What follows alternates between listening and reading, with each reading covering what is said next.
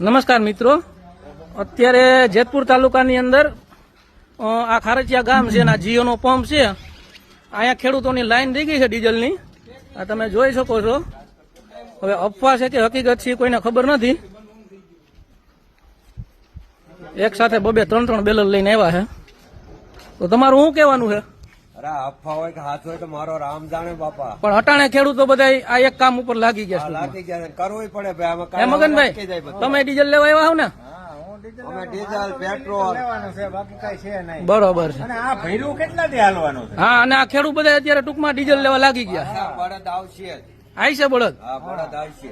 ભલે ભલે, ઓકે. હાલો. આવવા જ પડશે. એ અવાજ જો. એટલે ટૂંકમાં ખબર નથી આ અફવા છે કે હકીકત છે. હકીકત છે. ભલે ભલે, ઓકે. છે ફાઇનલ. છે ફાઇનલ ડીઝલ ઘટે એમ છે. આ ઈરાન ને એનું કારણ છે કે કોવા જે એરિયા એ જ હિરગા છે. એવું છે. ઈરાન ને કુવૈત ને આન તેન કતાર ને બધે એ જ હિરગું છે. બરોબર છે. એટલે આપણે આ તકલીફ થવાની જ છે. અને 5 દી કેડી નડશે તો ખરા. હા, એટલે ખેતી કામમાં આપણે ઉપયોગી તમથી જોતું તો હોય જ. ગૌ માતા ને પાછી આપણે ઘીરે બાંધવી જોઈએ. બરોબર છે, કાંઈ એમાં ખોટું નથી. એના દીકરા આવશે એ આપણને રોટલો ખવાશે. તો જ ખવાશે, ફાયદો ખવાશે. થાય, એનું તો જ ફાયદો ખાતરેય થાય ને ખેતીમાં નાખશે તો જ ઉત્પાદન થાય. તો જ ઉત્પાદન થાય. હા, બાકી તો થવાનું નથી. ભલે ભલે. ઇંગ્લિશ દેશી છે ને પરવારો લાગે. લાગે લાગે, સાચી વાત છે. ઇંગ્લિશ ધીરે ધીરે લાગે. પણ દેશી તમે ખાતર નાખો ને એટલે આમ પરબરો છોડવો ફૂટે ખબર થાય નીકળે. ના ના, સાચી વાત છે.